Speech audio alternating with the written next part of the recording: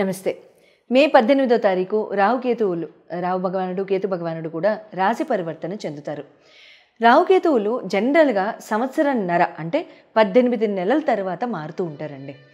అయితే ఈ రాహుకేతువుల రిజల్ట్స్ అందుకనే జనాన్ని జనరల్గా పీడిస్తూ ఉంటాయి, లేకపోతే లాభదాయకంగా ఉంటూ ఉంటాయి. ఒకవేళ గనక ఎప్పుడైనా సరే లాభకారకమైన గృహాల్లో గనక వీళ్ళు బెనిఫిక్ హౌసెస్లో గనక వచ్చినట్లయితే రాహుకేతువులు మంచి రిజల్ట్స్ ఇస్తారు. అదే గనక అష్టమ 12వ స్థానాల్లో వ్యయ స్థానాల్లో కనుక వచ్చినట్లయితే కాస్త మనం అనుభవించే టైము కొంచెం ఎక్స్టెండెడ్గా ఫీల్ అవుతానికి అట్లాంటి ఆస్పెక్ట్స్ మనం చూస్తూ ఉండడం లాంటివి జరుగుతూ ఉంటాయి. అయితే ఈ రాహుకేతువులు ప్రస్తుతానికి రాహు భగవానుడు మీనరాశి యందు, కేతు భగవానుడు కన్యరాశి యందు నవంబర్ 2023 నుంచి కూడా అక్కడే గోచారంలో అక్కడి నుంచి ఉన్నారు. రేపు మే 18, 2025న వీళ్ళిద్దరూ కూడా రాహు భగవానుడు కుంభరాశిలోకి, తర్వాత కేతు భగవానుడు సింహరాశిలోకి వస్తారు. ఈ ఇద్దరు గ్రహాలు కూడా వీళ్ళు చెందుతున్న ఈ రాశి పరివర్తన ఏ రకంగా ఈ ఎఫెక్ట్స్ ఉంటాయి 12 రాశుల మీద అనేది ఈ వీడియోలో రానున్న వీడియోలో మనం తెలుసుకుందాం. రాహు భగవానుడు కేతు భగవానుడి యొక్క రాశి సంచార మార్పు మే 18న రాహు భగవానుడిది కుంభంలోకి మీనం నుండి, కేతు భగవానుడిది సింహంలోకి కన్య నుండి జరుగుతుంది కదా. సో సింహరాశి వారి మీద ఈ యొక్క ప్రభావం ఏ రకంగా ఉండబోతుందో తెలుసుకుందామా. మరి సింహరాశి వారికి రాహు భగవానుడు ఇప్పటిదాకా అష్టమ స్థానంలో గోచారం చేస్తూ ఇప్పుడు సప్తమ స్థానానికి వస్తున్నారండి. కేతు భగవానుడు మీకు ద్వితీయ స్థానం నుంచి మీ రాశిలోకి ఆయన ప్రవేశిస్తున్నారు. మంచిదే, భయం ఏం లేదు, ఇబ్బంది ఏం లేదు. దేనికైనా సరే సొల్యూషన్ ఉంటుంది. చూడండి, ఎప్పుడైనా సరే ప్రాబ్లం ఒకటే ఉంటుందండి, సొల్యూషన్ 100 ఉంటాయి. అది మర్చిపోవద్దు. మనం ఏమనుకుంటాం, మన రివర్స్లో అనుకుంటాం, కష్టాలు బోల్డు, సొల్యూషన్ ఒకటి కూడా లేదు అనుకుంటాం. లేదండి, ఎన్ని కష్టాలు వస్తాయి ఎవరికన్నాను రావు. ఏదో ఒకటో ఉంటుంది, ఏదో అరు ఉంటుంది, ఏదో కొత్తిమీర కట్టంత ఉంటుంది, అంతకంటే పెద్దగా ఉండదు కదా. సొల్యూషన్లు మాత్రం అనేకం 1000 ఉంటాయి. ఏరుకుందామా మరి. Very good. రాహు భగవానుడు అష్టమ స్థానం నుంచి సప్తమ స్థానానికి వస్తున్నారు అంటే అబ్బాయి మాధవి రిలేషన్షిప్పా, ఇబ్బంది ఏం లేదు. ఇక్కడ ఏమవుతుందంటే మీకు గత సంవత్సరంన్నర నుంచే మొదలై ఉండొచ్చు సింహం వాళ్ళకి కాస్త అక్కడక్కడ తాలింపులు ఇంట్లో, ఫ్యామిలీ వైజ్గా, భార్యాభర్తల రిలేషన్లో, ఫ్రెండ్షిప్స్లో, కుటుంబపరంగా, సొసైటీ, కమ్యూనిటీ, ఫ్రెండ్స్ ఎక్సెట్రా. అక్కడి నుంచి ఇక్కడ ఏమవుతుందంటే మీకు మంచి చెడులు తెలుస్తాయి. ఇప్పటికే తెలిసిపోయినలే అంటారా, మంచిదే, కానీ ఇప్పుడు ఇంకా తెలుస్తాయి అన్నమాట. ఇంకా డెప్త్లోకి తీసుకెళ్తారు రాహు. అంటే కుండ పగల కొట్టినట్టు చెప్పడమే రాహు పని. ఖచ్చితంగా చేస్తారు ఆయన ఆ పని. దానికి మనం రెడీగా ఉండాలి సింహం వాళ్ళు. ఆయన ఏం చేస్తారంటే జరిగింది ఇది, వాడు అబద్ధం చెప్తున్నాడు, జరిగింది ఇది, వీళ్ళు అబద్ధం చెప్తున్నారు అని చెప్పడమే రాహు చేసే పని. అర్థమైందా? సో ఇక్కడ అలా చెప్పారు అని అంటే అయ్యో రాహు భగవానుడు జీవితాన్ని నరకాన్ని చేశారని అనడం కాదు. జాగ్రత్తగా ఆలోచించండి. అవతల వాళ్ళు చెప్పని నిజాన్ని రాహు భగవానుడు మనకి బహిర్గతంగా చెప్పింది, అది మనకి ఆయన జీవితం నాశనం చేయడం ఎలా అవుతుందండి? ఆయన మనల్ని ఇంకా ఎలివేట్ చేయడం అవుతుంది కదా, అంతేనా? నిజం తెలియడం మంచిది కదా. అలా ఆలోచించండి. Think in a broader spectrum. ఇక్కడ రాహు భగవానుడు చేసే పని అదే. మీకు ఆఫీస్లో కొలీగ్స్తో బాగలేదు, ఆఫీస్ పాలిటిక్స్ ఉన్నాయి, బాస్ సపోర్ట్ చేయట్లేదు, బాస్ యొక్క ఆలోచన మనకు అర్థం కావు, ఇవన్నీ మనకు అర్థమయ్యేలాగా చేసేదే రాహు భగవానుడు. Right, very good. దాంతోపాటు మీ దశమ స్థానాన్ని కూడా చూస్తారు కాబట్టి ఆయన ఇక్కడ మీ ఎంప్లాయ్మెంట్ జోన్లో మార్పులు తథ్యం ఖచ్చితంగా జరుగుతాయి. ఆగండి, భయం లేదు. ఎలాంటి మార్పులు? మీకు ఇంటర్నల్ షిఫ్ట్ కానివ్వండి, లేటరల్ షిఫ్ట్స్ కానివ్వండి, డిపార్ట్మెంట్ యొక్క మార్పులు కానివ్వండి, ట్రాన్స్ఫర్స్ కానివ్వండి, ఇంటర్నల్ ట్రాన్స్ఫర్స్ కానివ్వండి, ఆన్సైట్ ఆపర్చునిటీస్ కానివ్వండి, ఓషన్ ట్రావెల్ కానివ్వండి, ఎక్కువసార్లు మీకు ఆన్సైట్ ట్రావెల్ రావడం కానివ్వండి, ఇక్కడ జరుగుతూ ఉంటాయన్నమాట. మీ జన్మ జాతకాన్ని చూసినప్పుడు రాహు ఎక్కడున్నారో చూసుకుని రాహుకేతులు నేను మీ పరంగా మీకు ఎటువంటి జాగ్రత్తలు చెప్పాలో చెప్తాను. కాబట్టి మీరు ఫోన్ మీద డిస్ప్లే చేయబడ్డ నంబర్స్కి మీరు కాల్ చేసి అపాయింట్మెంట్ తీసుకోవచ్చు. కేతు భగవానుడు మీ రాశి అందే వస్తారు. Very good. భక్తి భావన పెరుగుతుంది. కేతు రాగానే డిటాచ్ చేసేస్తారు. Not completely, I don't agree, that's my opinion.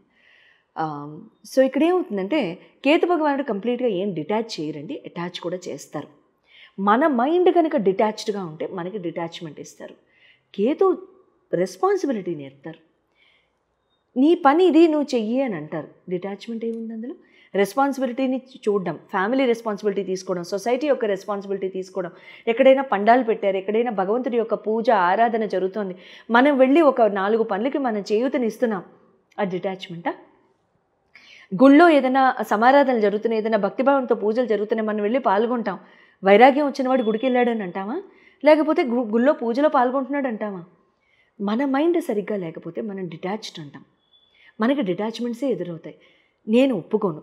Ketu భగవానుడు అటాచ్మెంట్స్ ఇస్తారు, ఆయన అటాచ్ చేస్తారు, భక్తిభావన పెంచుతారు, చాలా చక్కగా ఉంటుంది. తర్వాత మీకు లాభస్థానంలో కూడా చూస్తారు కాబట్టి, చూపు ఉంటుంది కాబట్టి మంచిదే. ఓ రకంగా సోషల్ సర్కిల్ పెరుగుతుంది, ఒక రకంగా మీకు సోషల్ సర్కిల్ పెరిగి మీకు ఒక రకంగా మీకు ఫ్రెండ్ సర్కిల్లో ఎవరో చాలా మంచి ఫ్రెండ్ అనేవాళ్ళు చాలా చక్కగా మీకు తోడవుతారు. నేను పేపర్ మీద రాసిస్తాను మీకు కావాలంటే, నా జీవితంలో జరిగింది, మీ జీవితంలో ఎందుకు జరగదు. నాకు నా బెస్ట్ ఫ్రెండ్ వచ్చిందే నా కేతు భగవానుడు నా రాశిలోకి వచ్చినప్పుడు.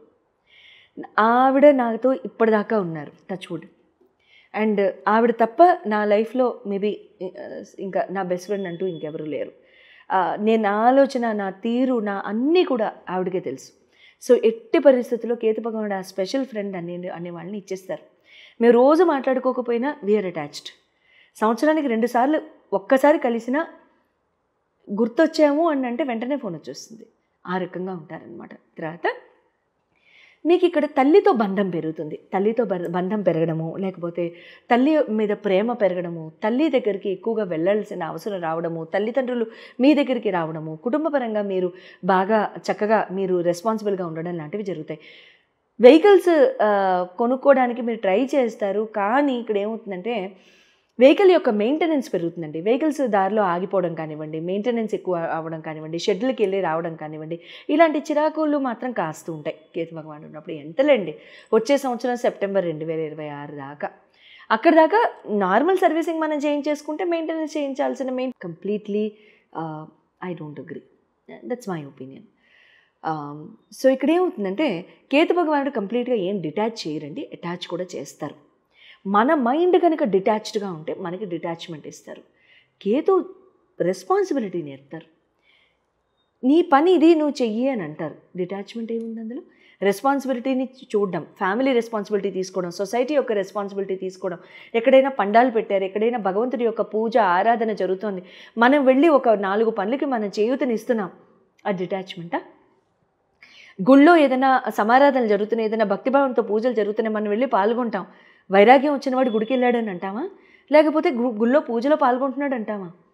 మన మైండ్ సరిగ్గా లేకపోతే మనం డిటాచ్డ్ అంటాం. మనకి డిటాచ్మెంట్సే ఎదురవుతాయి. నేను ఒప్పుకోను.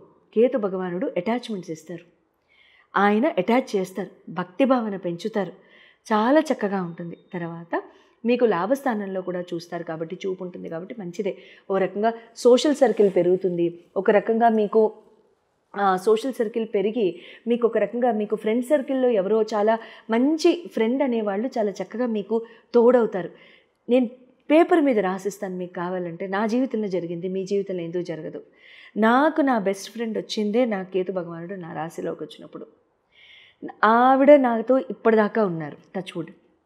అండ్ ఆవిడ తప్ప నా లైఫ్లో మేబీ ఇంకా నా బెస్ట్ ఫ్రెండ్ అంటూ ఇంకెవరూ లేరు. నేను నా ఆలోచన, నా తీరు, నా అన్నీ కూడా ఆవిడకే తెలుసు.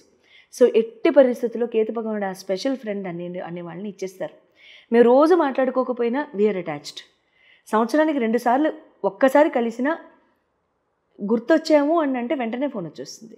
ఆ రకంగా ఉంటారనమాట. తర్వాత మీకు ఇక్కడ తల్లితో బంధం పెరుగుతుంది. తల్లితో బంధం పెరగడము, లేకపోతే తల్లి మీద ప్రేమ పెరగడము, తల్లి దగ్గరికి ఎక్కువగా వెళ్ళాల్సిన అవసరం రావడము, తల్లిదండ్రులు మీ దగ్గరికి రావడము, కుటుంబపరంగా మీరు బాగా చక్కగా మీరు రెస్పాన్సిబుల్గా ఉండడం లాంటివి జరుగుతాయి. వెహికల్స్ కొనుక్కోవడానికి మీరు ట్రై చేస్తారు, కానీ ఇక్కడ ఏమవుతుందంటే వెహికల్ యొక్క మెయింటెనెన్స్ పెరుగుతుందండి. వెహికల్స్ దారిలో ఆగిపోవడం కానివ్వండి, మెయింటెనెన్స్ ఎక్కువ అవ్వడం కానివ్వండి, షెడ్లకి వెళ్ళి రావడం కానివ్వండి, ఇలాంటి చిరాకులు మాత్రం కాస్తూ ఉంటాయి కేతు భగవానుడు ఉన్నప్పుడు. ఎంతలేండి, వచ్చే సంవత్సరం సెప్టెంబర్ 2026 దాకా, అక్కడ దాకా నార్మల్ సర్వీసింగ్ మనం చేయించేసుకుంటే మెయింటెనెన్స్ చేయించాల్సిన మెయింటెనెన్స్ ఖర్చులు ఉండవు కదా. ఆ రకంగా ఆలోచిద్దాం, శుభంగా ఉంటుంది. మీ జన్మదహ మీ గ్రాచారం చూసి మీ రావుకేతులు ఎక్కడున్నారో చూసినప్పుడు ఖచ్చితంగా వాళ్ళ పరంగా మీకు రెమెడీస్ ఇవ్వడం మాత్రం జరుగుతుంది. శుభం భూయాత్.